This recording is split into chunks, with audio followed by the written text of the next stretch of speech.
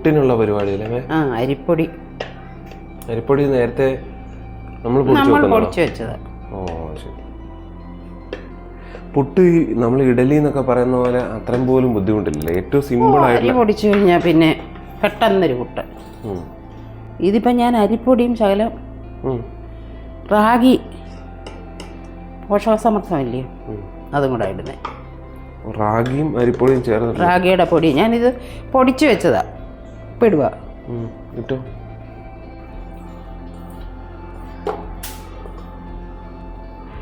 ഇതിലിനി വെള്ളം ചേർക്കണം അല്ലേ? വെള്ളം ചേർക്കണം.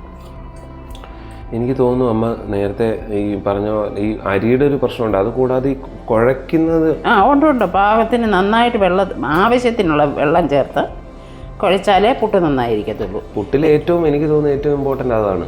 കാരണം എന്ന് പറഞ്ഞു കഴിഞ്ഞാൽ അല്ലെങ്കിൽ ഇത് കുഴഞ്ഞു പോവുകയും ഒക്കെ ചെയ്യുന്നത് കാര്യമില്ലേ? കുഴഞ്ഞു പോകും.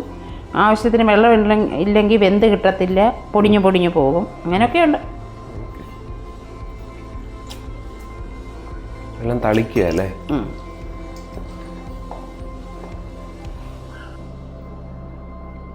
ഇതിന്റെ ഒരു പരുവ് എങ്ങനെയാ മനസ്സിലാക്കുക? കാണിച്ചു തരാം. അത് നമ്മൾ കുഴച്ചിട്ടൊന്ന് എടുത്ത് നോക്കണം. അപ്പം അറിയാം അത് കുഴഞ്ഞിട്ടുണ്ടോ. കാണിക്കാം. ഞാനിപ്പോൾ കാണിച്ചു തരാം അതെങ്ങനെയാന്ന്.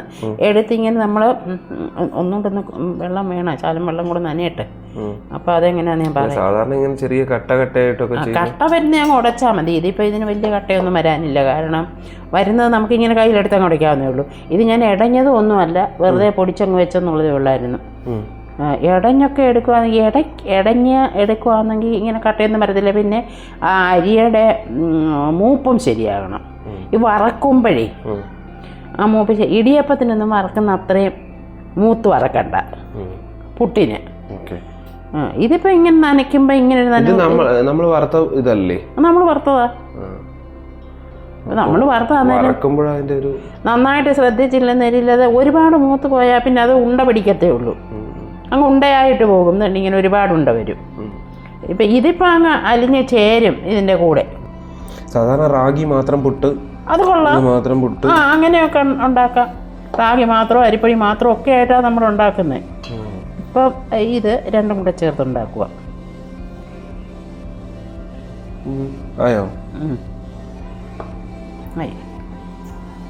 ഇനിയിപ്പോൾ ഇത് പിന്നെ പാകത്തിനുള്ള മൂപ്പായിട്ടുണ്ടോ എന്നറിയാൻ വേണ്ടി ഇങ്ങനെ ഒന്ന് എടുത്ത് നോക്കിയാൽ കണ്ടോ. ഇങ്ങനെ ഒട്ടിപ്പിടിച്ച് ഇങ്ങനെ അങ്ങ് ഉരുട്ടാൻ നമുക്ക് ഒരുവിധം പറ്റുമെങ്കിൽ ഇത് നനഞ്ഞു.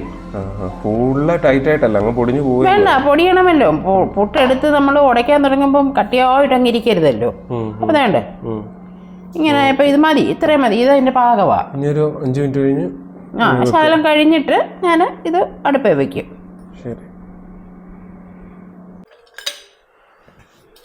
അമ്മ കുറ്റിയിൽ നിറയ്ക്കാൻ പോവല്ലേ? ചില്ലിടാൻ മറക്കരുത്. ചില്ലിട്ടില്ലെങ്കിൽ പുട്ട് കുഴഞ്ഞു കിട്ടും, വെള്ളം കിട്ടും. തേങ്ങ അങ്ങോട്ട് ഇട്ടു. ഇപ്പൊ കണ്ടോ ഇത് നനഞ്ഞ് കുതിർന്നിരിക്കുക ശരിക്കും. അപ്പൊ അതില്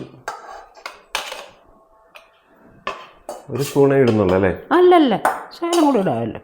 ഓക്കെ.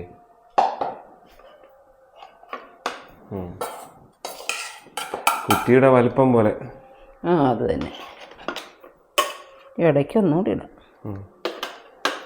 എത്ര 2 കഷ്ണമായിട്ട് ഇറക്കാനാണോ? 3. ഇപ്പുറത്ത് കുറ്റി വെച്ച് അല്ല ഈ ഇതിന്റെ കുട്ടകം വെച്ചിട്ട് അത് പിന്നെ ഇതിട്ട് വരുമ്പോഴത്തേക്കിന് അതങ്ങ് തിളച്ചിരിക്കുമല്ലോ. ഓക്കെ. ചൂടായിട്ടിരിക്കുമല്ലോ. പിന്നെ അങ്ങോട്ട് വെച്ചാൽ പെട്ടെന്ന് ആയി വരും, പെട്ടെന്ന് വെന്തോളും. ഓക്കെ. ഏതാണ്ട് നിറഞ്ഞു. ഇത് മതി. ഇനി മോളി ശകലം തേങ്ങയോടെ വെക്കും. കുത്തി നിറച്ചൊന്നും അല്ല, അമക്കി വെക്കരുത്. അമക്കി വെച്ചാൽ ഇത് ചിലപ്പോൾ അങ്ങ് കട്ടിപ്പിടിക്കും. ഇങ്ങനെ വെച്ചാൽ മതി, കോരിയിട്ട് വെച്ചാൽ മതി. അല്ലാണ്ട് അമക്കി അങ്ങനെ അങ്ങ് വെക്കണ്ട. അടപ്പെവിടെ? അടപ്പ് ഇവിടെ ഉണ്ട്. ഓക്കെ. വെക്കാണോ?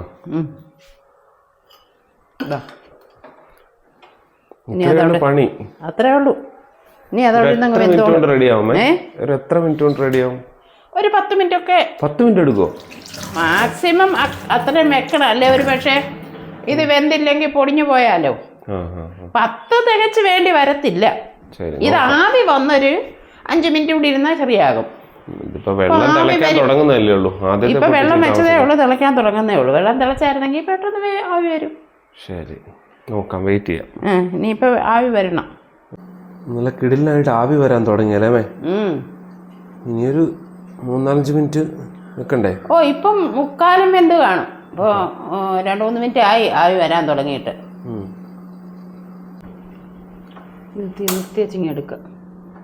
4-5 മിനിറ്റ് ആയി. ആയോ, ഇതുണ്ട് ആവി വറക്കുന്നുണ്ട്. ഇനി ഇത് ഇറക്കല്ലേ?